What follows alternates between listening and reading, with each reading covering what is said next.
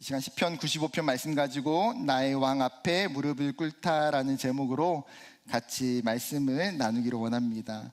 오늘 말씀을 통해서 찬양과 관련된 세 가지의 핵심을 이 본문 가운데에 찾아보기를 원합니다. 첫 번째는요, 하나님을 찬양하는 것은 선택이 아닌 필수이다는 거예요.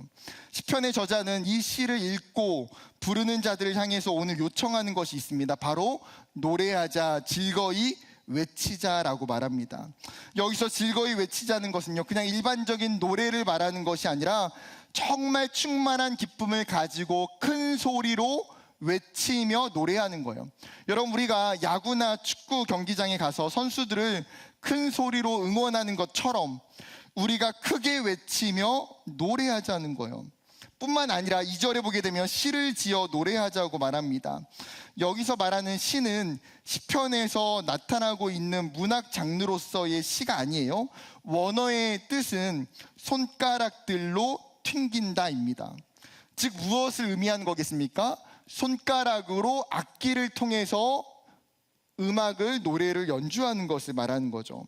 우리가 건반이나 드럼이나 일렉, 베이스, 통기타를 가지고 하나님을 찬양하는 것처럼 우리가 가지고 있는 모든 악기를 통해서 최선의 찬양을, 최고의 찬양을 하나님께 올려드리자는 거예요. 이번 주 설교 말씀을 준비하면서 이 찬양 예배 주제가 시편 95편 6절이었거든요.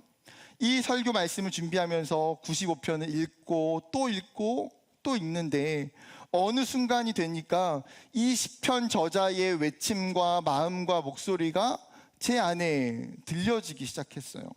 그는 이스라엘뿐만 아니라 우리에게 여호와를 노래하자, 여호와를 즐거이 외치고 우리의 입술로, 우리의 악기로 큰 소리로 여호와를 노래하자고 우리에게 계속해서 말하고 있어요. 여러분, 우리가 어떤 좋은 노래를 우연히 듣게 되면 어떻습니까? 계속 반복해서 그 노래를 듣고 또 들어요. 몇십 번, 몇백 번. 그 노래가 질리지도 않고 우리에게 큰 기쁨과 울림을 가져다 줍니다. 그러면 거기서 끝나나요? 그렇지 않죠. 내가 좋아하는 친구나 연인이나 다른 사람에게 이 음악을 추천해 줍니다. 너 이거 꼭 들어봐야 돼. 이 음악 너무 좋아. 너무 좋은 찬양이야. 여러분, 그 마음의 중심에 뭐가 있습니까? 말할 수 없이 이 노래를, 이 찬양을 같이 경험하고 즐기고 싶은 거예요. 지금 시편의 저자는 자기의 인생 가운데에 경험한 그 찬양의 은혜의 셈이 자신에게 있기 때문에 그것을 다른 사람에게도 같이 경험하고 누리기를 원하는 것이죠. 그가 이렇게도 강력하게 하나님을 노래하고 찬양하자고 말하는 이유가 뭘까요? 그것은 찬양에 담겨져 있는 영적인 진리를 그가 발견했기 때문이에요. 바로 찬양이 하나님께 올려드리는 가장 아름다운 경배이자 우리의 목적이 된다는 것입니다. 이사야서 43장 21절에는 이렇게 이야기합니다. 같이 읽어볼까요? 시작.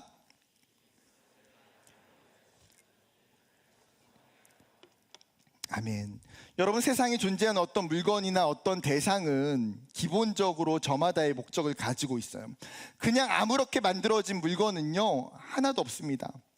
어떤 필요에 의해서, 목적과 쓰임에 의해서 만들어지게 됩니다. 우리가 앉아있는 의자도, 더운 여름철에 틀어지는 에어컨도, 우리가 보는 책들도, 때로는 예배에 사용하는 마이크와 또 스피커 또한, 작은 연필과 공책마저도 마찬가지입니다.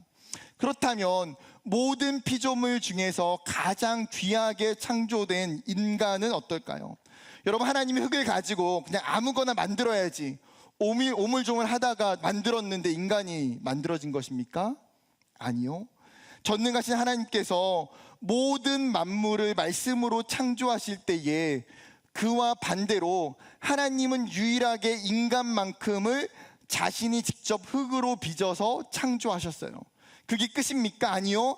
그의 코에다가 하나님의 생기를 불어 넣어 주셔서 인간을 살아나는 생명이 되게 하셨어요. 여러분, 인간의 그 창조만 보더라도 하나님은 다른 피조물들과 다른 계획성과 의도를 가지고 인간을 만들고 있다는 것을 성경은 우리에게 보여주고 있어요. 하나님이 인간을 지으시고 그 존재의 이유를 밝히시면서 뭐라고 이야기합니까? 나를 위하여 지었다. 하나님이 인간을 누구를 위해서 지었다고요? 하나님을 위해서 지었다는 거예요. 인간의 창조의 그 이유가 하나님의 영광과 하나님의 성품을 드러내는 존재로 쓰임받게 하기 위해서 하나님이 우리를 만드셨다는 거예요. 하나님을 위해서 창조된 인간은 본능적으로 그 창조주를 향하여서 하나님을 만족하게 하고자 하는 마음이 있어요. 그 노력을 하게 돼요. 마치 어린아이가 자신의 부모에게 기쁨을 주고자 하는 것과 마찬가지로 피조물인 인간도 그 하나님께 기쁨과 영광을 드리고자 하는 마음이 우리에게 있다는 거예요. 여러분, 그렇다고 해서 우리가 하나님을 만족시켜 드릴 만한 방법이 있을까요? 우리가 하나님께 많은 헌금을 드린다고 해서 하나님 만족하실까요? 우리가 교회에서 많은 봉사와 섬김을 드린다고 해서 하나님 만족하실까요? 우리 인생에 많은 시간을 하나님께 올려드린다고 해서 하나님이 만족하실까요? 사실 그 어떤 것도 하나님을 만족시킬 수 없어요. 왜냐하면 하나님은 부족함이 없으신 분이기 때문이에요. 이미 완전하시고 이미 모든 것을 다 가지신 분이에요. 온 우주 만물이 하나님의 것이고 하나님이 창조하셨고 하나님의 소유예요. 여러분, 부족한 것이 없는 그 하나님이 무엇을 더 원하시겠습니까? 그런데 하나님께서 인간을 향해서 단 한 가지의 기대, 단 한 가지의 방법을 주셨어요. 바로 하나님을 찬송하고 하나님을 찬양하는 것, 하나님을 예배하는 것입니다. 이것이 하나님의 기쁨의 버튼이 될 수 있다는 거예요. 여러분, 하나님은 우리가 어떤 모습으로 찬양을 드리든, 화려하고 노래를 잘 불러서 찬양을 드리던, 아니면 때로는 노래를 잘 부르지 못하고 찬양을 잘 하지 못할지라도 그 어떤 찬양이 되었든지 하나님은 동일하게 그 찬양을 받으신다는 거예요. 여러분, 우리가 찬양과 예배를 생각할 때에 가장 좋은 성경 속의 멘토가 있습니다. 누굴까요? 다윗이에요. 그는 자신의 체면을 따지지 않고 하나님께 그 기쁨의 찬양을 드리면서 바지가 내려간지도 모르고 춤을 췄던 그런 사람이에요. 성경은 다윗을 표현하면서 하나님의 마음에 합한 사람이라고 이야기합니다. 하나님의 마음을 감동시킨 사람, 그게 다윗이에요. 도대체 어떻게 하였기에 그가 하나님의 마음을 합하고 하나님의 마음에 감동을 주는 사람이 되었을까요? 그의 신앙을 들여다볼 수 있는 중요한 힌트가 시편 27편 4절에 있습니다. 같이 읽어볼까요? 시작. 내가 여호와께 바라는 한 가지 일, 그것을 구하리니. 여호와의 아름다움을 바라보며 그의 성전에서 사모하는.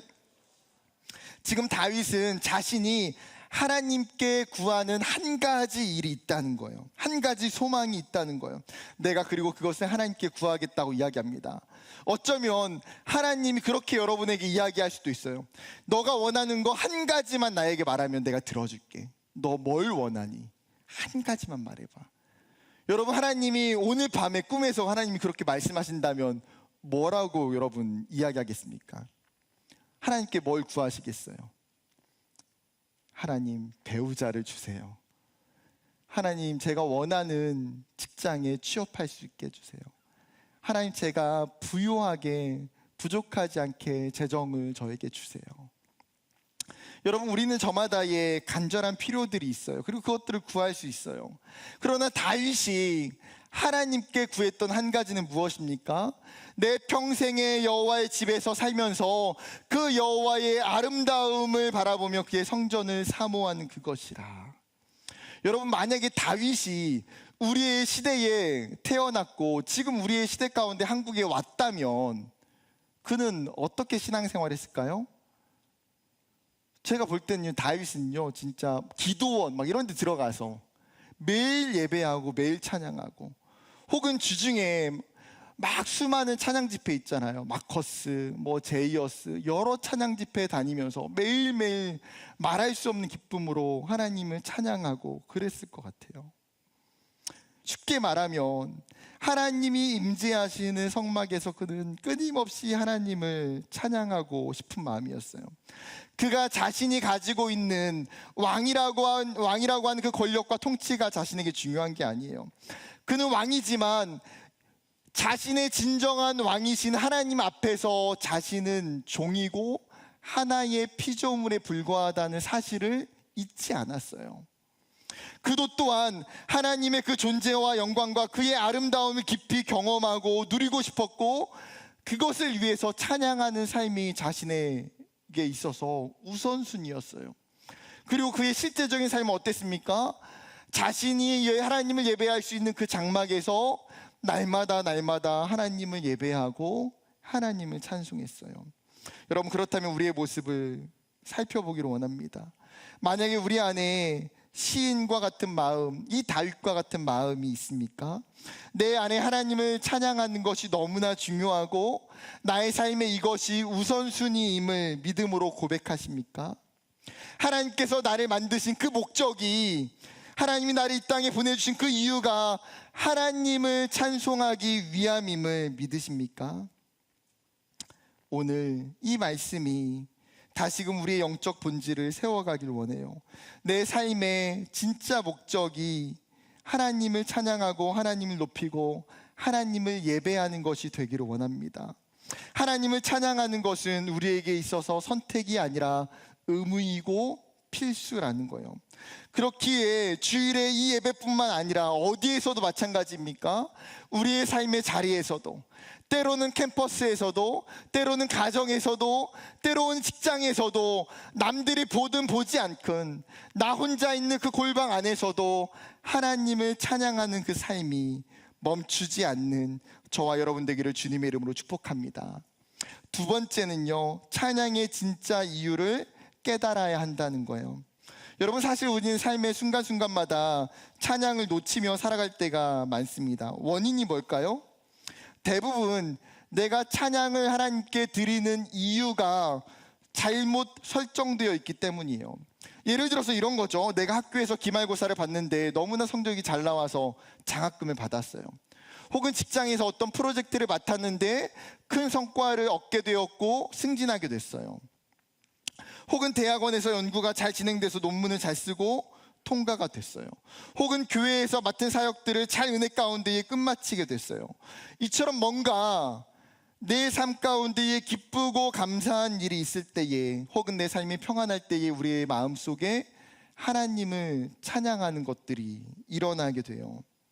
그러나 반대로 삶의 결과가 환경과 현실이 좋지 못할 때에, 고난 중에 있을 때에 찬양이 사라져 버리곤 합니다. 누군가에게는 이러한 설정이 정반대일 수도 있어요.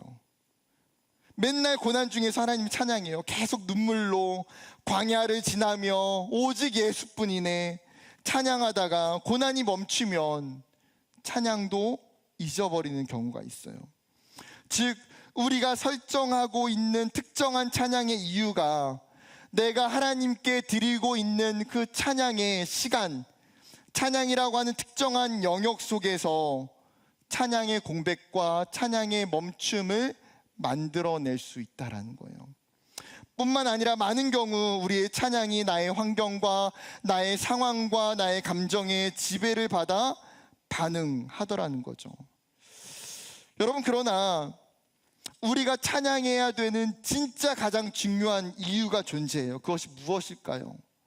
오늘 시편의 저자는 3절부터 7절에 이 찬양의 이유를 우리에게 설명하고 있어요. 먼저는 다시 한번 3절부터 7절을 읽어보겠습니다. 여호와는 크신 하나님이시요 모든 신들보다 크신 왕이기 때문이로다. 땅의 깊은 곳이 그의 손 안에 있으며 산들의 높은 곳도 그의 것이로다. 바다도 그의 것이라 그가 만드셨고 육지도 그의 손이 지으셨도다. 오라, 우리가 굽혀 경배하며 우리를 지으신 여호와 앞에 무릎을 꿇자. 그는 우리의 하나님이시요 우리는 그가 기르시는 백성이며 그의 손이 돌보시는 양이기 때문이라. 여러분, 이 3절부터 7절을 보게 되면 두 가지의 특징을 찾을 수 있는데, 이 두 가지의 특징은 우리가 하나님 앞에 찬양할 수 있는 찬양의 이유가 되는 것들이에요. 첫 번째 특징은 뭐냐면 본질적인 차이를 가지고 있는 두 대상이 존재해요. 여러분, 우주에 있는 모든 만물은요, 둘로 구분하여 나눌 수 있어요. 어떻게 나눌 수 있습니까? 원래부터 존재했던 것과 만들어진 것이에요. 전능하신 창조주와 그 창조주께서 만드신 피조물로 구분할 수 있어요. 그리고 이 간격은 서로 좁혀지지도 넘어갈 수도 없어요. 아무리 탁월한 지혜를 가지고 있다고 해도, 내가 IQ가 180이 넘는 천재이라고 해도, 상상할 수 없는 재물을 가지고 있다고 해도 여러분, 그 사람이 창조주가 되진 않아요. 우리가 하나님의 형상을 닮아 창조되었고 다른 피조물들보다 특별하고 탁월한 존재라고 해서 하나님과 인간이 동등될 수도 없어요.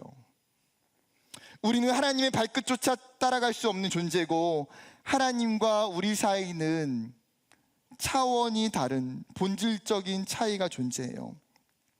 그렇기 때문에 시편의 저자는 하나님을 찬양하기 위해서 먼저 이 차원이 다른 하나님에게 주목하기 시작해요.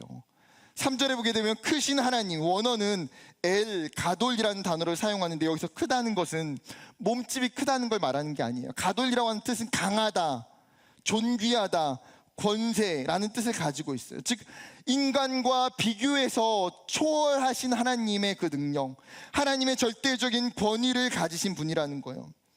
여러분, 그는 어떤 분이십니까? 온 우주 만물을 자신의 손으로 창조하신 분이에요. 역사를 움직이시고 역사를 통치하시는 분이에요. 시편의 저자는 먼저 그 하나님에 대해서 소개하고 있어요. 왜일까요? 우리가 하나님을 제대로 찬양하고자 한다면 우리의 찬양의 대상이 되는 하나님을 아는 것이 먼저이기 때문이에요. 종교개혁자 칼빈은 하나님을 의식하는 것과 하나님을 인식하는 것은 구별되어야 된다고 이야기해요. 여기서 의식은 무엇입니까? 막연하지만 어떤 존재에 대해서 생각하는 것, 소극적인 의미예요. 그런데 인식은 달라요.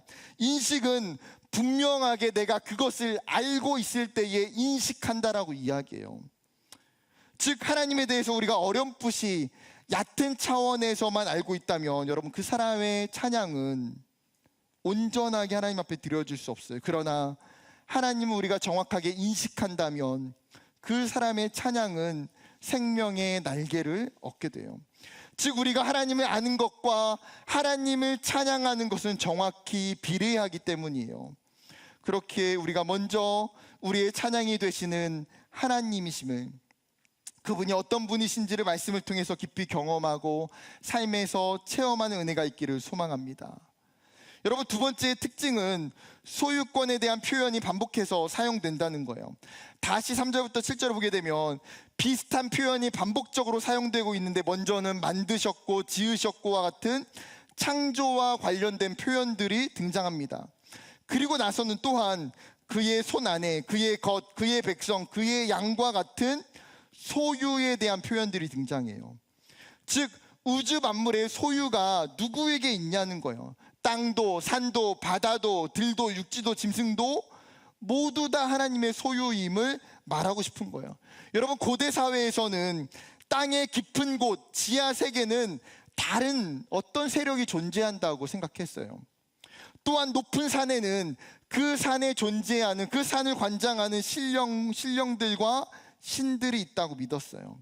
그러나 시편의 저자는 그 모든 것이, 모든 세계가, 땅의 깊은 곳이나 산 위의 높은 곳이나 그 어떤 피조물도 하나님의 소유고 하나님의 것이라는 거예요. 여러분, 이것은 자연 세계를 넘어서 인간 세계에도 마찬가지예요. 모든 인간은 누구의 소유입니까? 하나님의 소유이고 하나님이 창조하셨어요. 그러나 그 중에서도 하나님은 특별하게 사람들을 구별하세요. 바로 하나님을 예배하는 백성, 하나님을 찬양하는 자녀들을 구별하셨고 그들에게 하나님의 소유임을 표시하세요. 성경은 이것을 인침이라고 표현합니다. 고린도후서 1장 21절 22절 말씀을 보게 되면, 우리를 너희와 함께 그리스도 안에서 굳건하게 하시고 우리에게 기름을 부으신 이는 하나님이시니 그가 또한 우리에게 인치시고 보증으로 우리 마음에 성령을 주셨느니라. 이 성령과 연관되어 로마서는 뭐라고 말합니까? 8장 9절에 만일 너희 속에 하나님의 영이 거하시면 너희가 육신에 있지 아니하고 영에 있나니 누구든지 그리스도의 영이 없으면 그리스도의 사람이 아니니라. 그 사람은 인침받지 못했다는 거예요. 여러분, 인침이라고 하는 것은 쉽게 말하면 도장을 찍는다라고 하는 의미예요. 고대 사이에 중요한 문서를 보낼 때에 편지에는 반드시 도장을 찍게 되어 있어요. 이 편지에 도장을 찍어서 이 편지를 보내고 있는 수신자가 누구인지를 확증하는 거죠. 또한 물건에도 도장을 찍기도 하고요. 소나 말과 같은 동물에도 불로 도장을 찍어 소유를 표시합니다. 이처럼 하나님은 우리에게도 그분의 도장을 찍어 주신다는 거예요. 어떤 도장입니까? 이 사람이 하나님의 소유이고 하나님께 속해 있음을 알리는 도장. 이 사람이 하나님의 백성임을 선언하시는 공식적인 선언이자 하나님의 소유됨의 확증이에요. 이것은 우리가 어떤 신앙적인 미션을 하고 어떤 믿음의 분량에 도달할 때에 하나님께서 우리를 인쳐주시는 것이 아니에요. 하나님의 인치심은 전적으로 하나님의 주권과 하나님의 섭리에 의해서 일어나는 일이에요. 우리의 노력과 열심과 상관없이. 문제는 이것이 우리에게 가시적으로 보여지지 않는다는 거예요. 사실은 우리가 하나님께 인침받았다는 것이 어떤 표로 보여지면 얼마나 좋겠어요. 아, 내가 인침받았으니까 하나님 더 열심히 예배해야지. 내가 확실하게 인침받았으니까, 내가 구원받은 백성이니까 하나님 예배할 때, 찬양할 때 뜨겁게 찬양해야지. 이런 표식이 있으면 얼마나 신앙생활하기 쉽겠어요. 그런데 우리의 가시적으로 눈에는 이러한 인침이 보여지지 않는다는 거예요. 여러분, 그렇기 때문에 어떠한 인침이 우리 가운데 없습니까? 아니요. 성경이 뭐라고 이야기합니까? 그 하나님께서 우리에게 이 약속에 대한 보증으로 성령을 통해서 우리의 인치심을 확증하셨다는 거예요. 여러분, 우리는 알고 있어요. 우리가 예수를 믿을 때에 하나님께서 우리 가운데 성령을 보내주시고 내 안에 거하시는 그 성령이 하나님의 인치심의 보증이라는 것을 성경이 말하고 있다는 거예요. 여러분, 나아가 이 우리가 받게 된 인침은 그냥 쉽게 당연하게 주어진 것이 결코 아니에요. 하나님은 우리를 인치시기 위해서 어떻게 하셨습니까? 자신의 아들을 이 땅에 보내주셨고 그분을 십자가에 내어놓으셨어요. 그 아들 되신 예수 그리스도께서 우리를 위하여 십자가의 죽으심으로 말미암아 다시 부활하심으로 인하여서 우리를 구원하셨고, 그분의 그 구원 사역이 우리의 인치심의 핵심이 된다는 거예요. 여러분, 그렇기 때문에 우리가 인침받았다는 것은 무엇입니까? 하나님이 나를 위해서 예수 그리스도를 이 땅에 보내주셨고 그 예수의 죽으심으로 인해서 내가 생명을 얻었고 죄에서 사해졌고 구원받았다는 말할 수 없는 하나님의 놀라운 사랑과 그분의 은혜가 포함되어 있는 거예요. 여러분, 그렇기 때문에 우리가 하나님의 소유고 하나님의 종이고 하나님의 인침을 받았다는 것은 우리가 그분께 찬양할 수밖에 없는 가장 중요한 이유가 된다라는 거예요. 사랑하는 여러분, 우리가 찬양할 이유가 우리 자신에게 있지 않아요. 우리의 상황과 환경에 달려 있는 것도 아니에요. 우리가 어떠한 좋은 때나 나쁠 때나 기쁠 때나 고난 중에 있을 때에 어떤 때든지 찬양할 수 있어요.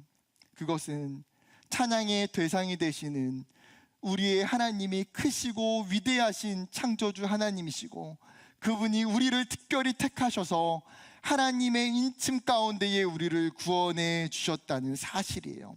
여러분, 이 찬양의 근원적인 이유가 우리에게 있기를 원해요. 그리고 그 사실들을 잊지 않기를 원해요. 그리고 그 믿음이 날마다 우리의 삶의 자리에서 우리가 하나님을 찬양하고 고백할 수 있는 이유가 되기를 소망해요. 마지막 세 번째는요, 진정한 찬양의 힘은 순종에서 비롯된다는 거예요. 지금 시편의 저자는 인침을 받은 우리에게 필요한 궁극적인 태도를 그 다음에 이야기하고 있는데 6절 말씀이 우리의 주제 말씀이에요. 같이 읽어볼까요? 시작.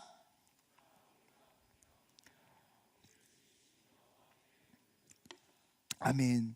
지금 시편의 저자가 우리를 초청하여 불러요. 오라, 우리가 여호와께 무릎을 경배하며 무릎을 꿇자. 하나님의 피조물인 우리가 지체 없이 하나님 앞에 나아가 하나님 앞에 무릎을 꿇자는 거예요. 여러분, 성경에 보게 되면요, 무릎을 꿇다라고 하는 표현이 굉장히 여러 번 등장해요. 대표적으로 열왕기상 8장 54절에 보게 되면 솔로몬이 무릎을 꿇고 손을 펴서 하늘을 향하여 이 기도와 간구로 여호와께 아뢰기를 마치고 여호와의 제단 앞에서 일어나. 이사야 45장 23절, 내가 나를 두고 맹세하기를 내 입에서 공의로운 말이 나갔은즉 돌아오지 아니하나니 내게 모든 무릎이 꿇겠고 모든 혀가 맹세하리라 하였노라. 여러분, 성경에서 표현하는 대표적으로 무릎을 꿇다라고 하는 이 의미는 섬긴다, 복종하다라는 뜻을 가지고 있어요. 이 단어는 제사와 예배에서도 굉장히 자주 사용이 돼요. 즉, 하나님을 향한 경외감을 가지고 그를 향한 철저한 순종과 복종의 표현이 무릎을 꿇는 거예요. 여러분, 이것은 피조물인 인간이 창조주 앞에 보이게 되는 어쩌면 지극히 당연한 반응 아닙니까? 여러분, 우리가 어떠한 삶에서 권위자를 만나면요, 자신도 모르게 복종하게 돼요. 여러분, 군대에서 군인이 막 별 2개, 3개 달린 사람을 앞에서 만나요. 어떻게 될까요? 그 사람 앞에서는 철저하게 겸손하고 복종할 수밖에 없어요. 세상이 가지고 있는 권위자를 만날 때에도 마찬가지예요. 대통령을 만나거나 특별한 탁월한 지혜자를 만나면 그 사람 앞에서는 우리가 낮아지게 되고 겸손하게 되고 순종하게 돼요. 이같이 피조물인 우리가 인간적인 권위자를 만날 때에도 그렇게 되거든. 하물며 창조주 하나님을 만날 때에도 그 앞에 어떠하다는 거예요? 그 앞에 무릎을 꿇을 수밖에 없다는 거예요. 그렇다면 시편의 저자는 지금 찬양을 요청하면서 뜬금없이 왜 무릎을 꿇고 경배하자고 말하는 걸까요? 왜 갑자기 무릎을 꿇자고 이야기할까요? 우리가 하나님께 드리는 찬양과 경배는 단순히 우리의 입술과 악기로 드려지는 게 아니에요. 어쩌면 그것보다 더 중요한 찬양이 우리 가운데에 있어요. 우리의 찬양이 진실되게 하는 것이 우리 가운데 있어요. 그것이 무엇입니까? 바로 순종이라는 거예요. 하나님께 복종이라는 거예요. 7절에 보게 되면 너희가 오늘 그의 음성을 듣거든. 지금 당장 너가 오늘 그의 음성을 들으면 너가 즉각적으로 행동해야 됐겠는데 8절에 뭐라고 표현합니까? 너희는 무리바에서와 같이 또 광야의 마사에서 지냈던 날과 같이 너희 마음을 완악하게 하지 말지어다. 너희가 하나님의 음성을 지금 듣게 된다면 너희는 어떻게 해야 되냐? 너희가 하나님 앞에 완악하게 하지 말라는 거예요. 여러분, 이 무리바와 마사는 출애굽기 17장과 20장에 기록되어 있는 사건이에요. 두 사건 다 내용이 비슷해요. 이스라엘 백성들이 광야 가운데에 나갔는데 그곳 가운데에 마실 물이 없었어요. 그러자 이스라엘 백성들이 어떻게 합니까? 모세에게 찾아와서 모세와 여호와를 향하여 원망하기 시작해요. 그럴 때 하나님이 모세를 통해서 반석을 치게 하셨고 그 반석에서 물을 내셨어요. 그런데 그들이 하나님께 보이고 있는 반응은 무엇입니까? 하나님께 원망하고 하나님을 시험하고 하나님과 다투었다라고 이야기해요. 이스라엘이 광야 가운데 지냈던 40년의 시간 동안 많은 사건 중에서도 하나님을 향한 불순종의 대표적인 사건이 마사와 무리바의 사건이에요. 즉, 시편의 저자가 이 마사와 무리바의 사건을 예로 들면서 지금 경고하는 거예요. 우리가 하나님께 불순종하지 말자. 우리의 고집, 우리의 교만, 우리의 완악함, 우리의 불순종, 우리의 자기 중심성을 버리자는 거예요. 왜요? 그 불순종과 그 교만이 우리가 하나님 앞에 찬양하는 데에 장애물이 되기 때문이에요. 하나님을 향한 순종이 없으면 여러분, 하나님을 찬양할 수 없어요. 철저하게 찬양은 우리의 삶에, 우리의 중심에 뿌리를 두고 있기 때문이에요. 하나님을 사랑하고 하나님을 순종하면 자연스럽게 우리의 삶의 찬양이 흘러가고 그 찬양은 거대한 파도가 되어 하나님께 올려져요. 그러나 반대로 순종이 없을 때에는 아무리 화려한 찬양도 소리를 잃어버리게 돼요. 이 사실을 알고 있던 사도 바울이 로마서 12장 1절에 이렇게 이야기합니다. 같이 읽어볼까요? 시작. 그러므로 형제들아, 내가 하나님의 모든 자비하심으로 너희를 권하노니 너희 몸을 하나님이 기뻐하시는 거룩한 산 제물로 드리라. 이는 너희가 드릴 영적 예배니라. 아멘. 하나님 우리에게 말씀하시는 것이 무엇입니까? 너희가 드릴 참된 예배가 어디에 있느냐? 그것은 너희의 몸을, 너희의 삶을 하나님 앞에 온전히 드릴 때에 그것이 참된 예배고, 그것을 통해서 참된 찬양의 고백이 된다는 거예요. 사랑하는 청년 여러분, 우리의 믿음과 우리의 삶을 돌아보기를 원합니다. 나는 지금 하나님 앞에 순종하고 있습니까? 나의 중심이 하나님 앞에 무릎을 꿇고 있습니까? 나의 교만과 나의 자기중심성을 내려놓고 나의 진정한 왕이신 하나님 앞에 우리의 삶을 의탁하며 순종하길 원해요. 그럴 때에 우리의 찬양은 더 깊어지고 더 큰 힘을 가져서 하나님 앞에 올려지는 향기로운 제사와 제물이 될 줄 믿습니다. 말씀을 마치려고 합니다. 오늘도 하나님은 우리의 찬양을 듣기를 원하세요. 이 찬양 예배 때 드려지는 이 찬양의 하나하나를 하나님은 받으세요. 여러분, 우리가 드리는 그 찬양이 우리의 입술로만이 아니라 우리의 믿음의 고백되기를 원합니다. 그리고 그 찬양이 다시금 하나님의 은혜의 빗줄기가 되어 우리에게 임하고 우리를 살아나게 하고 우리를 회복시킬 줄 믿습니다. 이 찬양의 능력이 우리의 삶에 부어지는 저와 여러분 되기를 주님의 이름으로 간절히 축복합니다.